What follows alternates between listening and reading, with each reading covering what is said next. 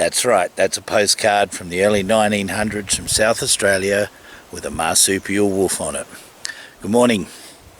Over the years I have been sprouting off about headless kangaroos and mutilated livestock and animals in general as being evidence of thylacines existing both on the mainland and in Tasmania. They have a very particular feeding pattern. Now, by and large, the media has ignored this issue, and it's been a bit frustrating, I could say, over the years, because this is actual evidence of predation by a very large predator that goes largely ignored by the media. Now, recently, ABC Adelaide has actually taken a bit of an interest into this evidence, and Tagoa has been fortunate enough to do a couple of interviews with them, and they've been pretty good. So Mark Taylor and Tom, one of our witnesses, in this particular audio, and they're talking about this very interesting subject of headless kangaroos. A lady in one of the Facebook groups in the Adelaide Hills mentioned a lot of headless kangaroos she keeps seeing around the Bridgewater area. Yes, we have sightings of thylacines in the Bridgewater area in recent years in the Adelaide Hills. So say what you will about anecdotal evidence, but it takes a pretty powerful animal to rip the head off of an adult male western grey kangaroo, and we've found this on many, many occasions all over Australia, not just South Australia. So anyway, the drive program in the afternoon, the lady's name's Jo, who runs a show. She's hosting the interview.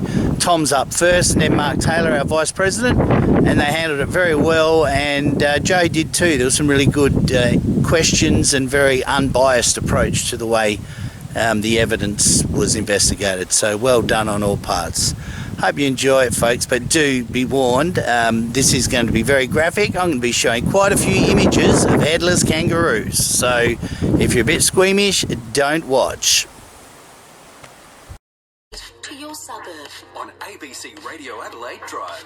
23 minutes past 4. Lynette's back saying, yep, they're my rellies who have come over from Victoria to Nuriutpa.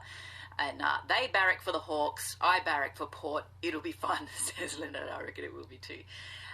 My name is Jo Laverty, and I'm on the Adelaide Hills Facebook page. I like to have a noodle around, see what's going on. And there was a message from a member named Lisa, who writes, quite a few times in Bridgewater area, I've seen roos with their heads removed. That's it, no other danger. She asks what sort of thing could do this, and there's just so many different responses, as you can imagine. Now, Lisa was not able to have a chat on the show, but someone who responded and has been in contact with Lisa is Tom. He lives in Williamstown on the Barossa Valley, and you've seen something like this before yourself, Tom. Yeah, I have. Last year, end of May last year, I was just driving to work, 4:30 in the morning, and this animal crossed the road in front of me, like probably 5 metres in front of my car. Yeah. And four-legged thing, real quick, had a weird run, had a long straight tail, and I was just like, whoa, what is that? Like, things going through your head on the way to work, it's like, that's not a roo. It's big, big for a fox. That's walking too weirdly to be a kangaroo. I'm not walking. But yeah, it was just like wrong colour for a fox too. It was like grey with like a darker top on the back and that sort of thing. And I didn't know what it was really, but I contacted Mark from the Thylacine Awareness Group of Australia on Facebook and just say, hey, I know you're in the area, but this is what I've seen this morning. And then he contacted me back and said, yeah, let's go have a look. So we had a look a couple of days later at the exact spot where it ran across in front of my car. And yeah, there was a headless roo there. Oh, wow. Yeah, like in the exact spot. And so we went back to my place. It's only like 500 metres away, because I live on the back of the South Powell Reservoir with all the forests and all that. So I've got heaps of roos here. Yeah. And most of them have their heads. No, they're good. They're friendly. They've got heads, yeah. So yeah, he set up a camera in my back paddock, like facing the South Powell, just where a roo hole was in the fence. And let it go for a bit and decided to meet back up, and probably, I think it started July, we set up camp out the back overnight and just listened out and stuff. And so July came and they came around and put up their swags and stuff, and we had a bonfire, and they sent it up the back fence with a lure, like I think maybe aniseed or something, and the wind is blowing in the right direction, and yeah, that night 2 a.m. came along and had heard all these noises, like this coughing, barking and stuff. It was like real weird. Like we're on our phones, like YouTubing what this could be. It's like, no, that's not a fox at all. It's not a deer. Definitely not roos. Like it's just like a rah rah rah. And then we were for like 20 minutes, rah, rah, rah, like pacing back and forth. And it wasn't even that far away, probably about 30, 40 metres in. And like, yeah, it's something we haven't ever heard before. But then like it stopped, and like we're just all chatting amongst ourselves. None of us got a recording of it, unfortunately. But then like down the road further, where like, there's a few dams on neighbouring properties, there was like this yipping, like yip, yip, yip, yip. And I managed to get a recording of that, and that's been well documented in Tasmania, of what thylacines do. Like they yip when they hunt and stuff. And so you're convinced? Oh, I'm absolutely convinced, yeah. That what Lisa saw and what you saw, thylacine? Yeah, it all adds up, because most sightings that have been researched have a prey somewhere, like a predation on the ground, and you find that and it'll be like a marsupial or something without their head and the insides missing and their blood gone, and that's in the literature of Tassie articles and stuff with Tasmanian tigers. Well, that's quite distinct, isn't it, Tom? Tom is convinced, as you can hear, that he's seen a thylacine, heard a thylacine, and Mark Taylor, who Tom referred to a moment ago, is the Vice President of the Thylacine Awareness Group of Australia. Is that a typical thylacine thing, to remove the head of a kangaroo and leave not much other damage? Yes, that's correct. Yeah, so we find that a lot of times when we've had sightings and we've come to the places where the sighting's been, and in and around that area or close to it, we'll find possibly a kangaroo without its head, or it could be another type of animal. And yeah, so the predation is typical because what thylacines are known to do, it's been written that they don't have strong bite force, which we sort of tend to debate, but what we do sort of share with people is to help them understand that it's not a bite force, it's a snapping power.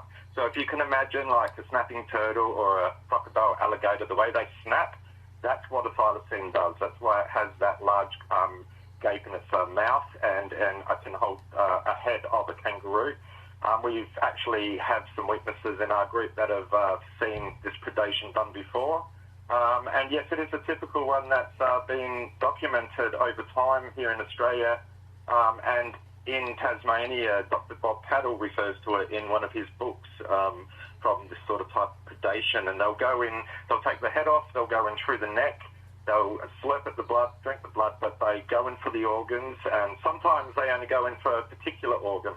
Taking the head off is actually, the reason for that is that they feed their joeys with the brain matter. So crushing the skull and then releasing the brain matter that's high in protein for them, good start to their lives.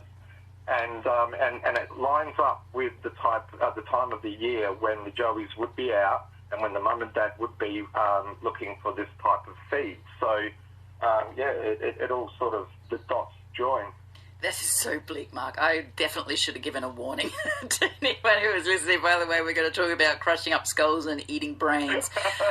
Well, this is the way the predation is, and I mean, we can't ignore it. It's like some people might actually look at, if they come across a kangaroo without a head, and even if the head's not there or the head's next to it, some people are going to think the wrong thing. They're going to think that a hunter's come in and just left it like that.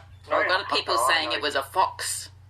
Well, foxes aren't known for taking heads off of animals. I mean, they're known for coming in and eating the tail down to the anus area, or for eating the soft tissue, the nose and stuff like that. Look, they will have a go at, say a roadkill. If it's opened up, they'll have a go at that. And we're not talking about roadkill either. We're talking about kangaroos that have been found in the middle of a paddock or way off the side of the road, and they've actually been taken down and the heads come off. So roadkill, I mean, we've had some testimony with roadkill and a thylacine being at the roadkill, a fresh roadkill, but typically, when it comes to the kangaroo of the haddock, we're not talking about a roadkill, we're talking about predation here. Very good to speak with you, Mark. Thank you so much. Mark Taylor, who is from the Thylacine Awareness Group of Australia, the Vice President, and Tom before him. Have you seen something like this? The kangaroo without a head that just doesn't look like any other animal could do this? You can text me 0467 922 891 or call 1300 222 891. It is just after 4:30 and I'll go to...